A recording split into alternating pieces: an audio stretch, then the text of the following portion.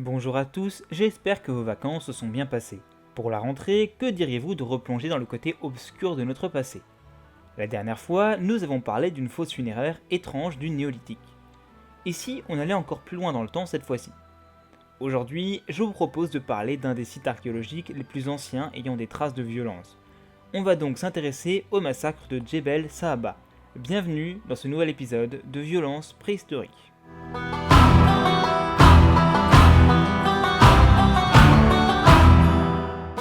Comme nous l'avons vu lors de la dernière vidéo, le néolithique semble avoir été traversé par un certain nombre d'épisodes violents.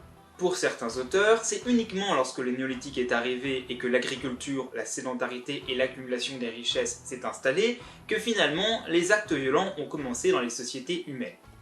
Cependant, un certain nombre de sites archéologiques semblent plutôt leur donner tort. Aujourd'hui, c'est l'un de ces sites-là que nous allons étudier.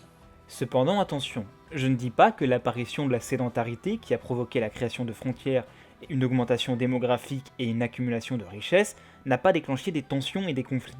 Je dis juste que la violence entre humains n'a pas commencé à ce moment de notre histoire. Bref, direction le Soudan pour parler du site de Djebel Sahaba. Il est également appelé site 117. Il se trouve dans le nord du pays, sur la rive droite du Nil, et a été fouillé dans les années 1965 par une équipe de fouilles commandée par l'UNESCO. En effet, la construction du haut barrage de Nasser menaçait de nombreux sites archéologiques pendant ces années, ce qui donna lieu à plusieurs fouilles de sauvetage. On découvre alors une nécropole où reposent 59 personnes, hommes, femmes et enfants. Ils ont été enterrés dans des fosses ovales, et on retrouve aussi bien des tombes individuelles que des tombes multiples avec 2 à 5 squelettes. Tous les corps sont couchés sur le flanc, et en position fléchie. On peut constater également que tous les squelettes sont orientés la tête vers l'est. On peut donc observer que visiblement, l'enterrement de défunts est déjà codifié. Si sur le site il n'a pas été retrouvé de mobilier funéraire, on retrouve néanmoins des petites pointes de pierre taillées qui semblent avoir été des pointes d'armes ou de projectiles. Sur plusieurs individus, on retrouve ces pointes enfoncées dans les os ou juste à côté du squelette, ce qui montre sans doute que les petites pointes étaient probablement fichées dans la chair des malheureux. Cette nécropole a été datée de la fin du Paléolithique, plus précisément vers 12 000 ans avant Jésus-Christ. Dans cette ère géographique, à cette période, on est dans ce qu'on appelle la culture de Qadane.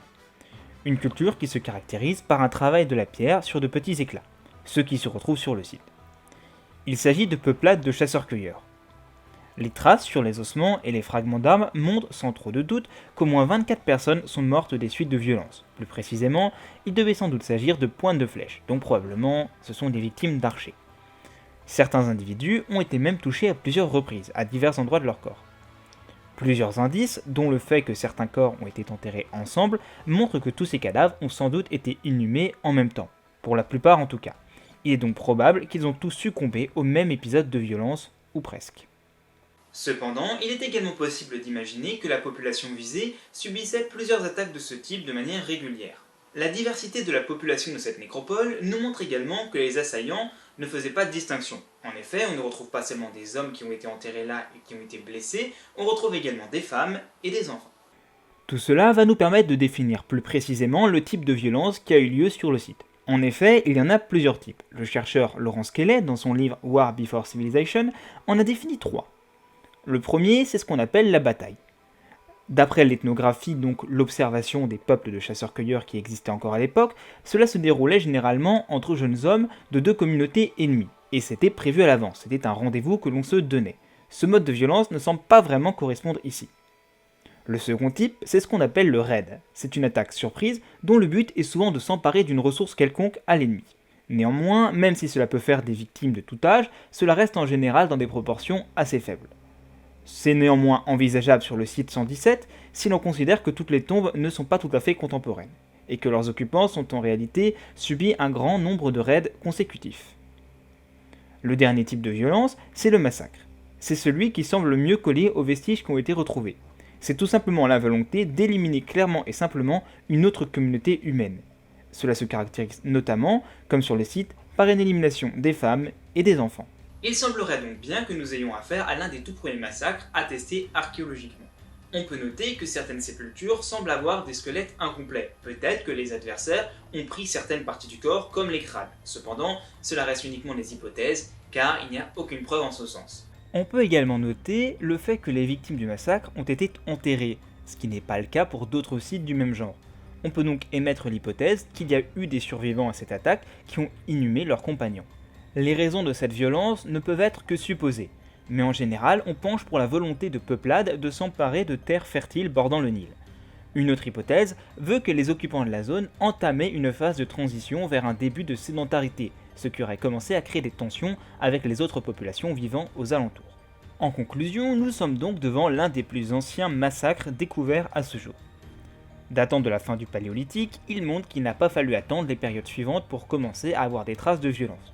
Dans cette nécropole, ce sont au moins 24 personnes qui ont succombé à des projectiles, sans doute massacrées par un peuple voisin voulant mettre la main sur des terres ou simplement éradiquer d'éventuels concurrents. Même si cela a été plutôt sommaire, les victimes ont été enterrées, ce qui montre qu'il y avait déjà eu des survivants et déjà une volonté d'enterrer les morts. Quoi qu'il en soit, le site 117 montre qu'il y a plus de 12 000 ans au Soudan, la violence faisait déjà partie de l'histoire de l'humanité. Nous voici une fois de plus à la fin de la vidéo, j'espère qu'elle vous aura plu.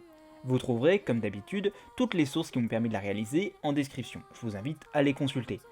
Évidemment, si vous avez des questions ou des remarques à faire, les commentaires sont là pour ça.